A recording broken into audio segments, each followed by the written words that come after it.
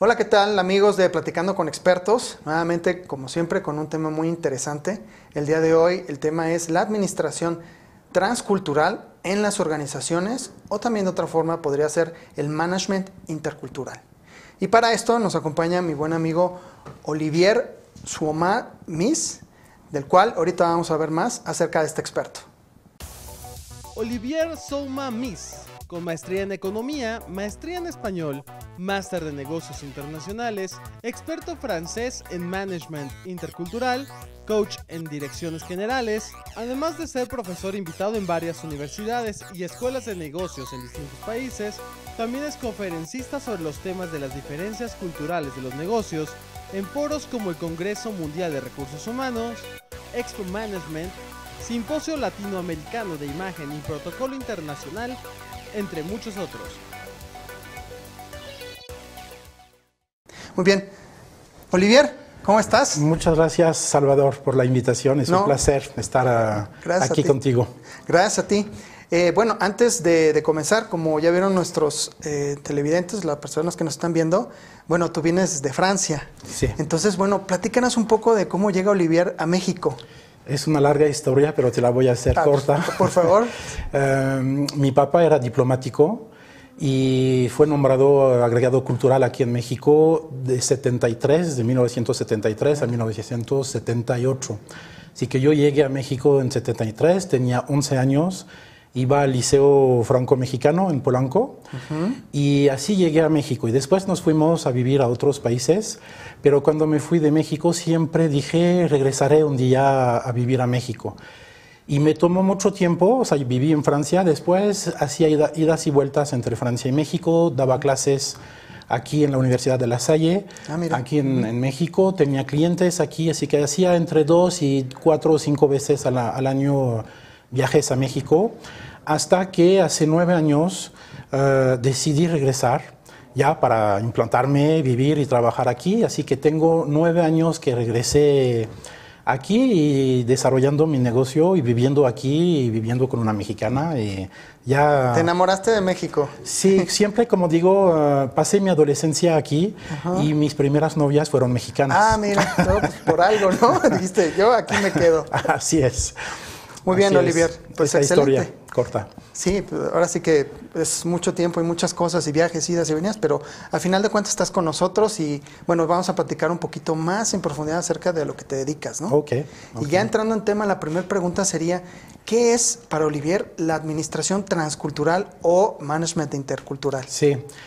Pues mira, yo tengo 22 años trabajando, siendo especialista, dando clases, dando conferencias, y trabajando como o consultor o coach en empresas con directivos.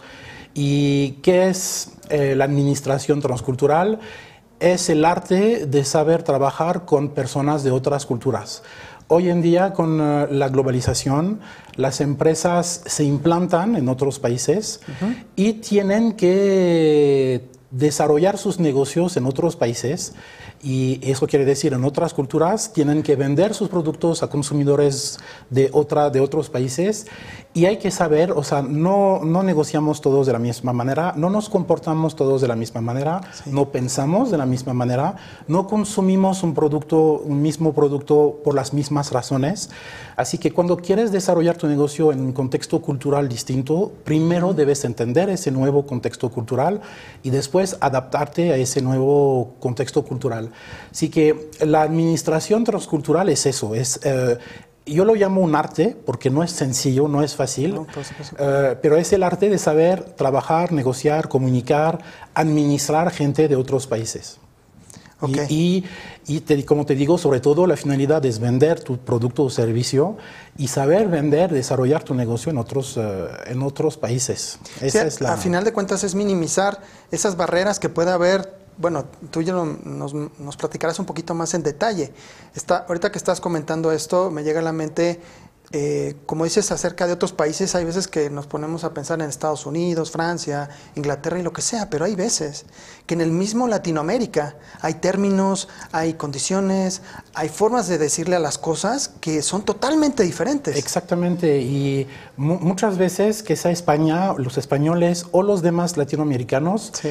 piensan que porque hablan el español, comparten el mismo idioma, pues que ya la hicieron, ya, o sea, no piensan en los demás, pero en los otros detalles, y muchas veces son ellos que sufren más, que tienen más, porque no se preparan, porque no se imaginan, no, al nivel psicológico no se imaginaron que, pues yo soy colombiano, voy a México, pues hablamos español, sí hay diferencias de modismos, el acento no es el mismo, pero va a ser fácil. Y, por ejemplo, los colombianos aquí sufren, sufren porque la manera de hacer negocios no es la misma. Los colombianos tienen una ventaja, es que tienen lo bueno de los latinos, es decir, el lado pachanga, fiesta, etcétera, salsa. Ser amigos y todo. Pero eso. al momento de trabajar son alemanes, son cuadrados, son la hora es la hora, cita a las 10 es a las 10. Si es sí, es un sí, si es un no, es un no. Así que ellos aquí les cuesta, porque aquí en México no es así. Así que hablaremos, creo, después de los detalles de los mexicanos que se les complica a los extranjeros. Pero hay diferencias, hay muchas diferencias, puede haber muchas diferencias entre los latinos. Un argentino no es un colombiano no es un mexicano, no, y son maneras de comportarse, de trabajar, de negociar muy distintas. Así que, y como te decía, he trabajado con empresas españolas y pasa igual. O sea, piensan los españoles llegando aquí que pues hablamos español y va a ser fácil. Y quizás ellos sufren más que otros países que ya tienen esa conciencia que va a ser diferente porque uno no habla el español, tengo que aprenderlo. Y ya hay una conciencia un poco más grande. Ok. Hablando un poquito de ese impacto que puede llegar a tener en las empresas, ¿habría forma de poderlo cuantificar? Sí, claro. Hay estudios. Los primeros que viven lo que llamamos el choque cultural cuando llegas en un país, no de turista, o sea, turista no vives choques culturales, o sea, ves las pirámides, ves las playas y todo está bien, pero no te metes en la cultura.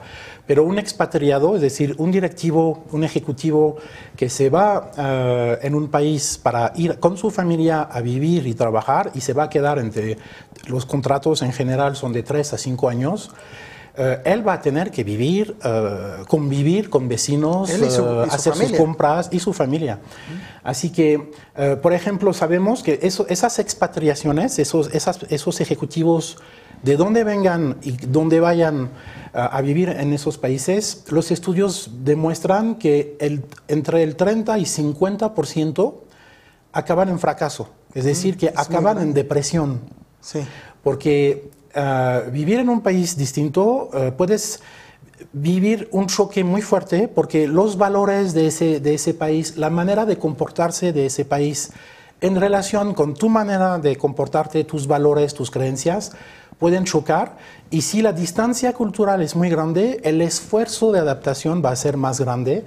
Y, por ejemplo, como te decía, en el caso de los expatriados, del 30 al 50% acaban en depresión.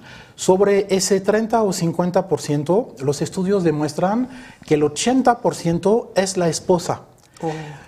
El expatriado, él está metido en su día a día, tiene la presión de los resultados, está metido en la administración de su empresa, no tiene el tiempo de hacerse preguntas metafísicas. Pero la esposa, que ella no trabaja, debe administrar el día a día en la casa, ir a buscar a los niños a la escuela, si los baños están tapados, llamar al plomero que te dice, llego ahorita, pero ¿qué quiere decir ahorita? En ciertos países como en México no quiere decir forzosamente ahorita.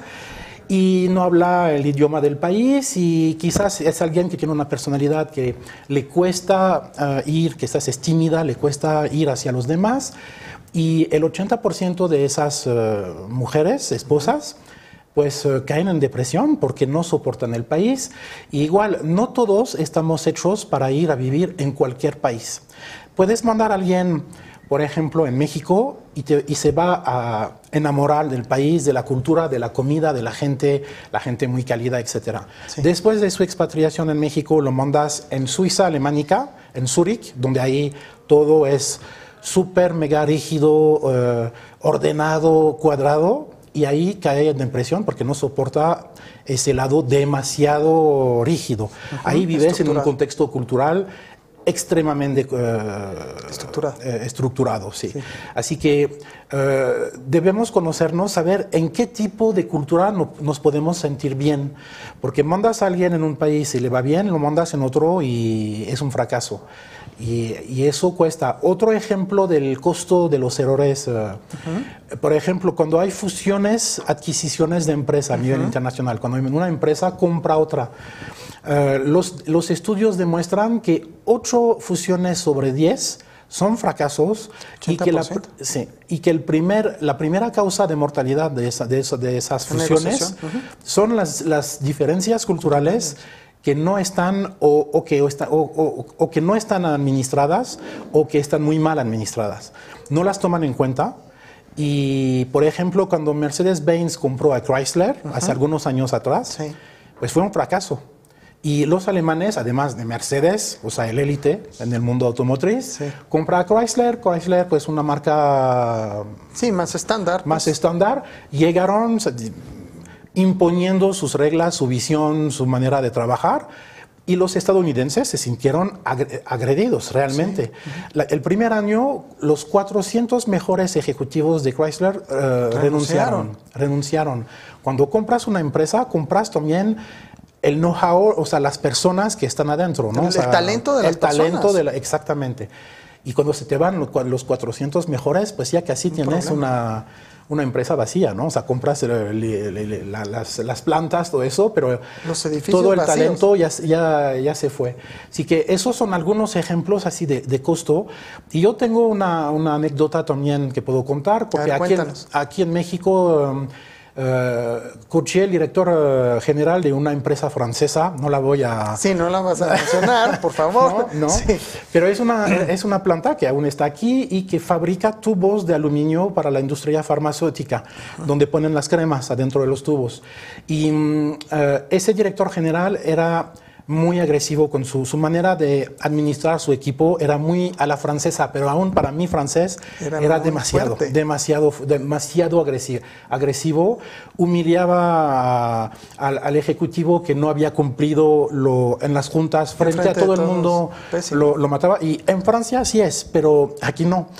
Y la gente estaba tan enojada con él, porque el problema de lo cultural es que es un tema muy sensible, porque todos estamos hechos de nuestras culturas. Sí. Así que cuando no respetas la cultura del país en el cual estás, te pones en problemas que pueden ser fuertes. Y en esa empresa había líneas de producción en las cuales salían esos tubos de aluminio, y los obreros que estaban más que molestos, enojados con él. Se desquitaban con el producto. Con el producto, saboteaban el producto, es decir, que agarraban agujas y hacían hoyitos en los tubos que salían. Y esos tubos, cuando llegaban al servicio de calidad de los clientes, y los clientes Pfizer, Sanofi, o sea, industrias enormes, farmacéuticas, el 70% del producto estaba rechazado.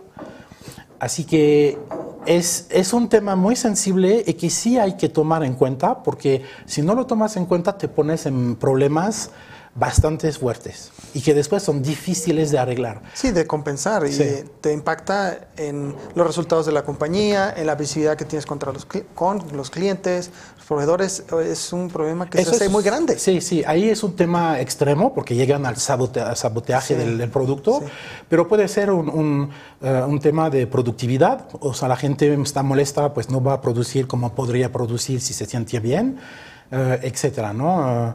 Estuve también cuando Alstom hizo la prolongación de la línea 12 del metro, los obreros molestos con los ingenieros franceses que también les decían las cosas muy directas. Sí, como van, y eso a los mexicanos como que no nos gusta mucho. No, y menos si son extranjeros. Y pues ahí también, o sea, la obra tuvo mucho retraso porque tuvieron muchos problemas de ese tipo. Los obreros se paraban de trabajar, casi en huelga. Sí. Por eso. Así que, bueno, o sea, son pequeños detalles que si no los respetas te pones en problemas muy grandes. Y que es como la bola de nieve, ¿no? Una vez que es enorme, para pararla es difícil. Sí, no, ya es muy grande la inercia que trae. Sí, sí, así son algunos ejemplos de los costos. El costo humano o psicológico para las personas que lo viven, un expatriado o su esposa que cae en depresión, es un costo humano muy fuerte. Y es un costo para la empresa financiero también muy elevado. Así que mi trabajo es de suavizar un poco esos choques culturales que forzosamente hay, porque pues, no los puedes evitar, pero es tratar de suavizar, entendernos. O sea, si yo francés quiero trabajar contigo mexicano, primero debo entender quién eres para saber cómo tengo que trabajar contigo para que podamos trabajar de manera eficiente juntos. De hecho, te lleva precisamente a preguntar en detalle o un poquito que nos des más información de cómo haces eso. Porque yo entiendo por las diferencias de culturales, de forma de comportarnos y de comportarnos en los negocios. Puede ser que llegue un ejecutivo que está llegando como expatriado y él entienda y lo hayan reconocido y lo hayan traído precisamente por esas características. Pero llega y te dice, ¿sabes qué? Espérate un poco, ¿no? O sea, porque con el perfil que tú traes y con las formas que tú traes, probablemente vas a crear el efecto opuesto a lo que se quiere. Sí. Ahí, ¿cómo entras tú con tu servicio? Pues mira, muchas veces, y en lo que acabas de decir, las empresas mandan un ejecutivo por sus competencias técnicas, profesionales, vamos a decir, pero no lo evalúan sobre su capacidad de adaptación, sobre su tolerancia a la diferencia, aceptar que no pienses como yo, etc. Así que si mandas a alguien sin ninguna preparación, si un mexicano se va a Japón, y que no lo preparan, forzosamente no tiene de otra que comportarse 100% a la mexicana. Y es una vez allá que va a entender que su comportamiento mexicano no encaja al 100% con su entorno, sus colegas, sus jefes, sus clientes, sus proveedores japoneses. Así que lo importante es de prepararlo antes, es decir, tú mexicano así funcionas, pero los japoneses así funcionan. Tú eres el extranjero que va a ir a Japón, no vas a cambiar a los japoneses. Así que primero hago un seminario para explicar cómo funciona la gente, cómo piensan, cómo negocian. Si eres un directivo, vas a tener que administrar un equipo. Si es una empresa mexicana, pues va a haber mexicanos, hay expatriados mexicanos, pero también si estamos hablando de Japón, pues vas a tener subordinados japoneses. ¿Cómo tienes que administrar japoneses? Entonces nos platicabas un poco acerca del método que utilizas, ¿no? Sí. Haces como un seminario para poder Primero, ver las la primera diferencias. etapa es un seminario de toma de conciencia, que vas a ir en un país distinto y que vas a tener que adaptarte y explicar a qué te debes adaptar. Todos esos tips muy prácticos, es muy práctico. Y también es un seminario para toda la familia. Es explicar también para los extranjeros que llegan aquí, pues van a vivir en México, DF, una ciudad de 25 millones de habitantes, cómo se vive en México, dónde puedes ir, dónde no, o sea, no vayas a Tepito, no, a la ciudad cosas así, ¿no? La seguridad, la salud, etcétera. Tips muy prácticos. Después, integramos al expatriado con su equipo. Ahí hacemos un team building. Es decir, que el directivo, porque en general trabajo a ese nivel de directivos, tiene un equipo de locales, de mexicanos. Así que hacemos un team building, una construcción de equipo, uno para que él entienda bien quiénes son cada miembro del equipo y que el equipo lo conozca a él. Así que para eso tengo herramientas psicométricas y culturales. Contestas a un cuestionario, son 2 cuestionarios para hacer tu perfil cultural y tu perfil psicométrico. ¿Quién eres? ¿Cómo funciona? ¿Qué tipo de liderazgo desarrollas naturalmente? ¿Qué tipo de comunicación? Y lo hacemos para todos. Y una vez que tenemos esos perfiles, tenemos conciencia de nuestras diferencias y juntos vemos cuáles son las sinergias que podemos generar juntos. Mis debilidades quizás son tus fortalezas. Así que una vez que estoy consciente de eso, yo me puedo apoyar sobre ti, sobre algunos puntos donde son tus fortalezas y no las mías. Así que eso es la construcción de equipo. Y la tercera etapa es sesiones de coaching, porque te puedo explicar, si imaginamos al revés, tú te vas a Francia, te voy a explicar cómo son los franceses. Es muy técnico, ¿no? Pero no es que ya te lo dije y ya te vas a adaptar, no. No funciona así. Toma tiempo, el cambio toma tiempo, así que acompañamos sobre 6 meses, los 6 primeros meses son los más complicados, el tiempo de entender dónde estás, cómo funciona, así que acompañamos con sesiones de coaching, de 2 sesiones al mes, una cada 15 días, de 2 horas, donde acompañamos ese directivo, ese ejecutivo, en su día a día, que él nos explique, o sea, los malos entendidos, las malas interpretaciones. Muchas veces, simplemente un detalle, el tono de voz. Sí, es que me habló feo, ¿no? Sí. El típico. O sea, sí, mi pareja al principio siempre me decía, pero ¿por qué estás enojado? Es que Pero yo no estoy enojado, pero ella interpretaba mi tono de voz como alguien enojado. Así que una mirada, o sea, etcétera, ¿no? Así que lo acompañamos y servimos un poco de decodificador cultural para que no haya esas malas interpretaciones y que él pueda modificar su comportamiento, explicarle, ¿no? Las situaciones un poco así conflictivas y etcétera. Ok, danos un poquito más de tips, que de hecho lo habíamos dejado un poco reservado, de cosas que te ha tocado, que tú sabes, que tenemos de difícil de tratar en negocios los mexicanos con respecto a los extranjeros. Mis clientes son aquí en México, por el momento, al 97% son extranjeros que trabajan aquí. Ajá. Y pues les voy a compartir. Sí, platícanos. ¿De qué se quejan los extranjeros cuando trabajan con mexicanos? Ajá. Van a ver que son pequeños detalles, pero que sí en los negocios complican mucho la vida de los extranjeros. Por ejemplo, el mexicano no sabe decir no. Eso en los negocios te hace perder un tiempo porque me dijiste que sí, soy francés, me dices que sí, es que es sí para mí. Lo voy a interpretar, o sea, no voy a tratar de imaginar si es un sí o no, no. O sea, yo francés, si no me interesa tu propuesta, te voy a decir que no. Que aquí, pues no, te dicen que sí. Así que el tiempo que entienda que él sí quería decir que no, pasaron o semanas o meses. Sí. Cuando el extranjero se da cuenta que era un no, se enoja. ¿Por qué no me lo dijo enseguida? O sea, le doy la vuelta a la hoja y pasamos a otra cosa. Sí. Pero ahí yo tuve un sí, tengo la esperanza que ya vamos a poder coinvertir juntos en coinvertir en una planta, ¿no? Pero el mexicano le da pena decir que no a la cara, casi es ser grosero, ¿no? Pero en los negocios, o sea, hay que quitarle esa parte emocional para quedarse lo más posible frío. Y eso también es el otro problema con los mexicanos. Hay puntos positivos también. Pero, no, claro, pero queremos saber para ver y poder hacer negocios. Pues. Esa parte emocional complica todo en los negocios. O sea, puede volver las cosas más agradables cuando todo está bien, pero si hay un problema, es mucho más complicado de arreglar la relación o el problema en sí cuando tu contraparte mexicana lo toma personal, toman muchas cosas personales. Sí. No se les puede decir las cosas directas y no es personal. O sea, pero aquí lo toman personal. Eso complica mucho el management, la administración de las personas, ¿no? Sí. El otro punto es la administración del tiempo.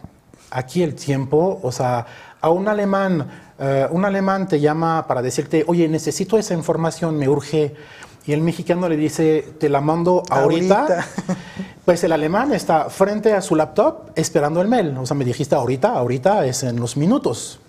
Pero aquí el ahorita puede ser en los minutos, puede ser en el día, puede ser en la semana, puede ser jamás, puede ser ciencia ficción, no se sabe. Así que eso también es otro detalle que complica. Otro detalle... El mexicano, bueno, o sea, cuando digo el mexicano globalizo, claro que todo lo cultural jamás es cierto al 100%. Hay gente puntual, o sea, si digo los mexicanos no son puntuales, dicho así no es cierto, porque hay mexicanos puntuales, sí pero la tendencia cultural, sí, la tendencia es que no lo son. Pero, por ejemplo, otro problema fuerte, nadie se responsabiliza. No es mi culpa. Echan culpas a los demás. Sí. El gobierno no nos ayuda. Si llego tarde es el tráfico, pero el tráfico es diario. Yo llego a la hora a mis citas viviendo en el DF. Y no importando si hay tráfico, y me voy un poco más antes, ¿no? Antes. Así que aquí hay y a nivel profesional también genera muchos problemas. O sea, no se hizo algo, nadie es el responsable o sea, van a echar culpas. Así que para los extranjeros, y eso es lo que me comentan, es mucha inmadurez. O sea, un adulto, los niños echan culpas hasta a su cuate. No reconocen. No son ellos, es el vecino. Los mexicanos tienen ese lado inmaduro de no asumir su responsabilidad. Así que eso les cuesta. Y bueno, o sea, hay detalles así que te puedo contar. Ahora cuéntanos los positivos. Para compensar. Sí, claro. Para favor. Que no sufran tanto. Sí, no. Pero sí, hay puntos positivos. Uno, el mexicano es muy creativo. Hay un problema, 10 soluciones, enseguida. Si comparo con los franceses, hay un problema, nosotros nos vamos a enfocar en el problema. Los mexicanos se enfocan en las soluciones, hay soluciones. Quizás no es la solución perfecta, pero hay una solución. El mexicano es muy reactivo, no le teme al cambio. Porque ustedes vivieron situaciones económicas, crisis. Difíciles por muchísimos años. Sí, así que eso les desarrolló una capacidad de adaptación. Hay una crisis, no importa. Los europeos están viviendo una crisis, todo está parado. Y no saben por dónde. O sea, sí, todo está parado porque no están acostumbrados a eso. Nosotros hemos vivido después de la Segunda Guerra Mundial hasta hoy, todo bien. Así que aquí, mientras nosotros vivíamos bien, aquí eran las montañas rusas, ¿no? De crisis económicas, financieras, etc. Así que el mexicano tiene una gran capacidad de adaptación. Si hay un cambio, no es un problema, lo vive muy bien. Y eso, en el mundo globalizado en el cual vivimos, que hay muchos cambios, crisis, etc. O sea, lo que pasa en China nos puede afectar aquí. Sí. Esa capacidad que tiene el mexicano es muy buena. También el mexicano, y en los negocios también es un punto, o sea, en la vida personal es muy agradable, pero en los negocios siempre está listo a echar la mano, que no es cierto en todas las culturas. O sea, estás dispuesto a apoyar. Y eso, en términos de trabajo en equipo, sí, es muy bueno. Pero los equipos aquí funcionan muy mal, porque están dispuestos a ayudar, pero también se protegen mucho. O sea, eso de echar las culpas, sí, son las dos partes que están al mismo tiempo. También hay mucha desconfianza en los equipos. Los equipos mexicanos no funcionan muy bien en general. Ahí hay mucho trabajo que hacer para que haya la confianza hay esa cultura de la tranza, ¿no? Y todo el mundo se protege de eso, tiene miedo. El mexicano también tiene una flexibilidad en todo. O sea, bueno, el tiempo se adapta. Esa flexibilidad, si comparo con los suizos alemánicos, que son súper así, los alemanes... Cuadrados, estructurados y todo. O sea, eso fue una fuerza de esos países, pero hoy en día, donde hay cambios permanentes... Tienes que ser flexible. Hay que ser muy flexible. El mexicano es muy flexible. Quizás a veces demasiado, donde otros países como Alemania y aún no van tan mal, pero ese rigor o esa rigidez puede ser un problema en ciertas situaciones, que los mexicanos, ellos o sea, en el instante se adaptan. Eso es una fuerza increíble, que hay en muchos países latinos y emergentes. Vas en África, son aún más flexibles, ¿no? Sí, por las mismas condiciones. Sí. Regresando un poquito al tema de, digamos, nuestros hermanos los colombianos. De hecho, bueno, hemos tenido, aquí en el panel, hemos tenido un par de compañeros colombianos y a mí me llamaba mucho la atención de que ellos comentan que una de las grandes virtudes, ya no tanto como mexicanos, sino como nación, como México, ellos nos llegan a decir es que ustedes son con algunas costumbres como los americanos y aparte pues que es masivo, es muy grande el mercado que hay en México. Entonces por eso a cada rato tenemos, bueno, sí tenemos gente que llega de Venezuela, que llega de Colombia, que llegan argentinos, que llega gente de Brasil. Claro. Entonces todo eso, tanto las cosas buenas, las malas, el hecho del mercado, que estamos acostumbrados al consumo, que eso es lo que nos dicen los demás latinoamericanos, que estamos muy acostumbrados como los gringos, ¿no? Perdón, como los americanos, perdón, para no ofender a nadie, ¿no? Entonces, eso también es parte de este intercambio intercultural, ¿no? Sí, y, o sea, el punto clave para mí es que no es que alguien tiene más razón que el otro. O sea, no es que es mejor en un país o peor en otro. Quién tiene razón o no, no es lo importante, es aceptar que sea distinto. O sea, no hay que buscar dónde es mejor o peor, no es, ni es mejor ni es peor, es distinto. Y aceptar que sea diferente y el punto de partida es que me voy a enriquecer de esas diferencias. Así que eso es realmente la mentalidad que hay que desarrollar para poder tener una carrera internacional, para desarrollar un negocio a nivel internacional, porque como lo hacen muchas veces los franceses, si siempre estamos comparando con nuestro país, o sea, siempre vamos a decir pues, que es mejor en mi país, pero no es mejor, o sea, es distinto. Es diferente. O sea, en todos los países, como para los humanos, hay fortalezas y debilidades, pero hay que sacar lo mejor de todos. Así que yo tengo 9 años aquí. Mi objetivo es mexicanizarme lo más posible, pero no sobre todo. O sea, no, yo seguiré llegando a la hora, porque soy francés, me educaron así y tengo esa programación mental que no quiero cambiar porque creo que es mejor llegar a la hora que llegar tarde. Ahora, lo bueno de aquí es que si llego tarde por X razón, hay esa tolerancia aquí que no habría. En Alemania tienes una cita a las 10, si llegas a las 10:05, perdiste tu cita. Sí. Punto. Aquí llegas a las 10:30 y aún te reciben. Qué bien. O sea, permite esa flexibilidad, pero sí hay que tener un poco más de rigor. O sea, yo creo, y te digo, o sea, el punto muy importante es aceptar que sea diferente. O sea, el día, no lo veremos nosotros, pero que el planeta seamos todos iguales, va a perder de su encanto. El encanto de viajar, etcétera, es justamente de aprender cosas nuevas, de maneras de pensar, de comer, etcétera, ¿no? El día que vamos todos al McDonald's y tomando Coca-Cola y que no habrá otra cosa. Como robotcitos, ¿no? Sí, pues ya, o sea, pues ya no saldrás de tu casa, o sea, no servirá de ir a otro país, ¿no? Así que lo importante es aceptar esas diferencias y enriquecerse de su diferencia.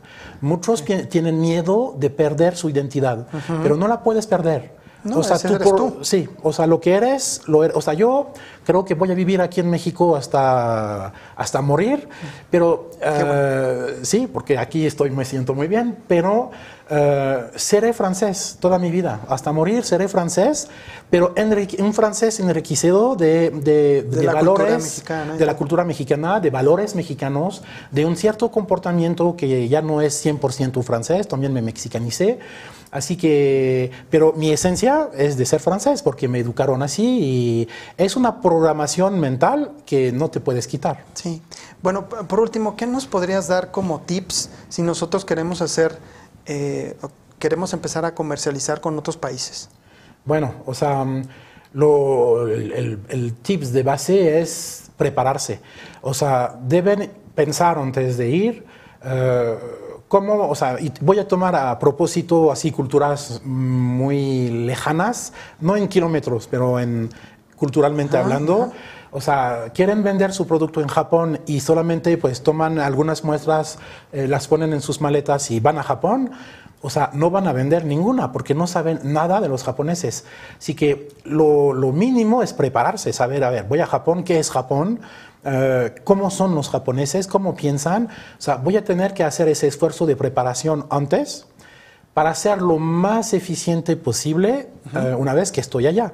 O si voy a una expo en Shanghái, en China, pues tengo que prepararme. O sea, voy a recibir en mi stand a muchos chinos, y son muchos.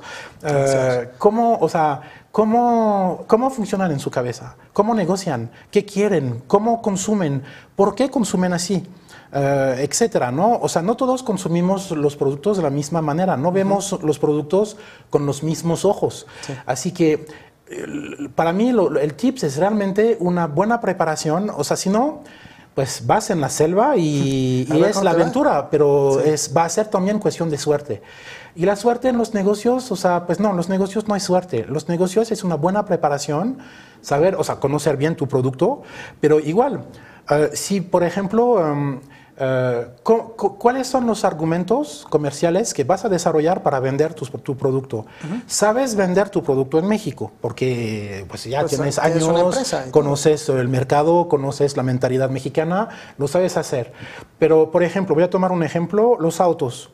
El mexicano compra un auto por el estatus. O sea, vas a comprar tu BMW porque me van a ver en mi BMW, sí. Eso me da un estatus en la sociedad.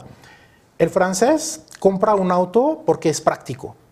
Así que al francés le vale si es BMW. Te va a comprar un Renault Kangoo, ¿sabes? La camioneta esa, muy fea, pero muy práctica porque puedes poner las bicis de los niños atrás y los llevas al bosque y hacer bici con los papás. El francés ve el lado práctico del auto, no forzosamente el estatus. El estatus. Eso del estatus era la época de mis abuelos, así eran, ya no.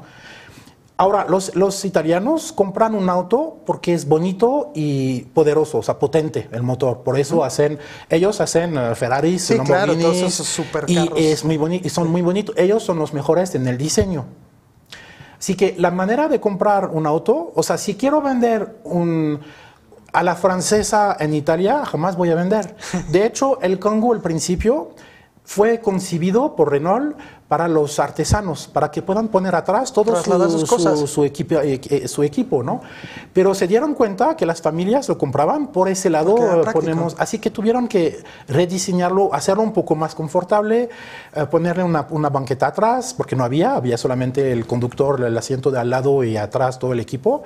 Así que lo remodelaron para que las familias, porque se dieron cuenta, y no lo habían pensado, pero que las familias lo compraban. Pero un italiano le daría vergüenza, al menos de ser artesano, porque ahí sí es una herramienta de trabajo, pero a un italiano le daría vergüenza estar en un Kangoo. Sí, por ejemplo. Hasta aquí, hasta un mexicano, porque como estatus de Kangoo, no, pues hay mejor, ¿no?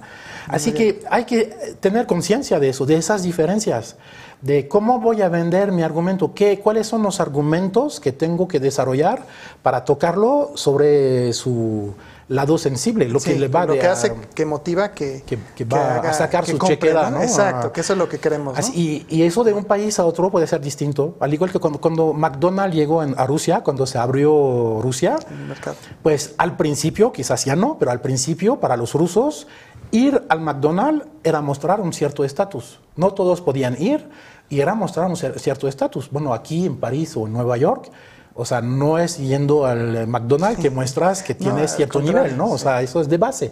Pues en Rusia, al principio, como era... La novedad fue casi los ricos que iban al McDonald's, mostraban que ellos sí podían. Así que si no tienes conciencia de esas diferencias, no vendes, o vendes muy poco. Ok. Te doy otro, si me dejas tiempo. Sí, adelante. El nombre de tu empresa o de tu producto. O sea, hay nombres que traducidos en otro idioma quieren decir, y te doy ejemplos, Peugeot, la marca francesa de autos, Peugeot en francés. En chino quiere decir prostituta. Así que cuando Peugeot hizo campañas de publicidad, cuando llegaron a China con espectaculares donde decía Peugeot de China o de Shanghái te da el mejor servicio, los chinos, o sea, todos se reían, pero nadie compraba el auto. Así que son pequeños detalles que si no los cuidas, y a Peugeot le tomó tiempo entender por qué no vendían. O sea, sus autos son bonitos, no son peores que los demás. Y es una marca, no es la otra cosa. Sí, pero ¿quién va a comprar un auto que atrás está escrito prostituta? Eso? No, pues nadie. Exacto. ¿Ves? Así que, bueno, son ejemplos así. Muy bien, Olivier, pues muchas gracias por estar aquí. Gracias a ti, fue un placer. No, el placer es nuestro, esperemos que no sea la última vez. Amigos de Platicando con Expertos, el tiempo se nos fue muy rápido. Como siempre, bueno, les queremos agradecer que estén con nosotros semana tras semana. También quiero agradecer a la gente de producción, que es la que hace que este programa salga al aire. Y bueno, pues muchas gracias, nos vemos la siguiente semana.